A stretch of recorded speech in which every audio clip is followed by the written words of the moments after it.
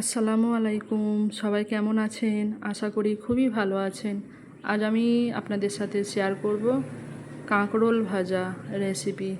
তো কাঁকরোলটাকে ঠিক এরকম চাকা চাকা করে কেটে নিয়েছি। এরপরে এগুলোকে খুব ভালো করে ধুয়ে পানিটাকে ঝরিয়ে নিয়েছি। ওভেনের মধ্যে কড়াই বসিয়ে তেল গরম করে নিয়ে এর মধ্যে কেটে ধুয়ে রাখা কাঁকরোলটা দিয়ে দিলাম।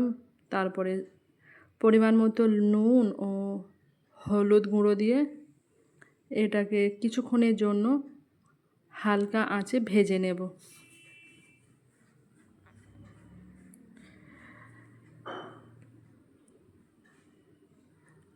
এখন কিন্তু এর মধ্যে আর কোনো রকম মশলা দেব না।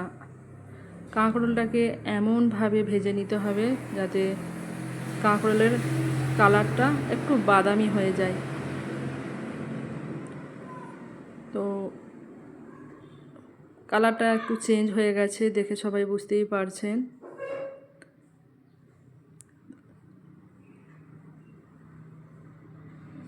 কাঁকরোলটাকে এবার আমি একটা প্লেটের মধ্যে তুলে নেব। যারা কাঁকরোল খেতে পছন্দ করেন না মোটেই, তাদের উদ্দেশ্যে বলবো এরকমভাবে কাঁকরোল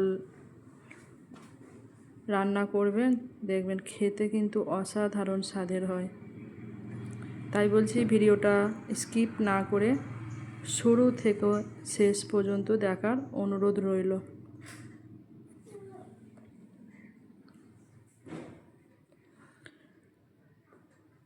কাঁকরোলটা ভাজা হয়ে গেছে। এরপরে ওভেনের মধ্যে ফ্রাই প্যান বসিয়ে এর মধ্যে দিয়ে দিলাম সরিষার তেল। আজকের রেসিপিটা আমি সম্পূর্ণ সরষের তেলেই আপনাদের সামনে তুলে ধরব। তেলটা খুব ভালো করে গরম হয়ে গেলে ওই তেলের মধ্যে দিয়ে দিলাম কুচানো পেঁয়াজ। তবে পেঁয়াজের পরিমাণটা একটু বেশি দিতে হবে। এরপরে দিয়ে দিলাম দুটো কাঁচা লঙ্কা। তারপরে পেঁয়াজের মধ্যে দিয়ে দিলাম স্বাদ মতো লবণ। এরপরে একটু হালকা আঁচে পেঁয়াজটাকে ভেজে নেব। এরপরে ওই পেঁয়াজের মধ্যে দিয়ে দিলাম আদা ও রসুনের পেস্ট।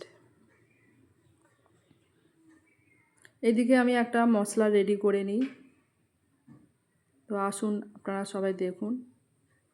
একটা বাটির মধ্যে নিয়ে নিলাম কিছুটা পরিমাণ হলুদ গুঁড়ো, লঙ্কার গুঁড়ো, নিলাম ধনে গুঁড়ো ও জিরে গুঁড়ো। আর এখানে আমি একটা মশলা রেডি করে নিয়েছিলাম। এর মধ্যে আছে গোটা জিরে, মৌরি ও কালো সর্ষে, সমস্ত কিছুকে ভালো করে বেটে নিয়েছিলাম। এদিকে মশলাটা আমি রেডি করে নিলাম। গুঁড়ো মশলা এরকমভাবে রেডি করে রান্না করলে কিন্তু বাটা মশলার মতো স্বাদ পাওয়া যায়। এদিকে পেঁয়াজটাও খুব ভালো করে ভেজে নিয়েছিলাম। তারপরে পেঁয়াজের মধ্যে আমি রেডি করে রাখা মশলাটা দিয়ে দিলাম। তারপরে ভালো করে একটু কষে নিলাম। যখনই একটু তেল ছেড়ে দেবে তখন ওই তেলের মধ্যে ভেজে রাখা কাঁকরোলটা দিয়ে দেব। আবারও বলছি, যেসব মশলা আমি ব্যবহার করলাম তার মধ্যে কিন্তু সর্ষে বাটা, গোটা জিরে ও মৌরির যে একটা মশলা রেডি করেছিলাম ওটা কিন্তু অবশ্যই দিতে হবে। তা না হলে কিন্তু এই কাঁকরোলের রেসিপির স্বাদটা আসবে না।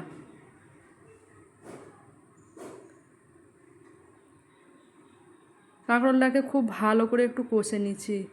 কষে নেওয়ার পরে এর মধ্যে আমি দিয়ে দিলাম সামান্য পরিমাণ পানি। তারপরে এটাকে কিছুক্ষণের জন্য ঢেকে দিয়েছিলাম।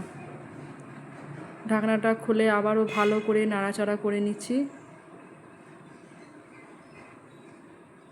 এরপরে আমি এর মধ্যে দিয়ে দিলাম স্বাদ মতো চিনি। চিনিটা দিলে কি হয়, নোনতা ও মিষ্টির ব্যালেন্সটা কিন্তু ঠিক থাকে। তো এখানে কাঁকরোলের রেসিপিটা আমার রেডি হয়ে গেছে, যেটা কিন্তু মাছ মাংসের স্বাদকে হার মানাবে। ভিডিওটা কেমন লাগলো অবশ্যই জানাবেন। আল্লাহ হাফেজ।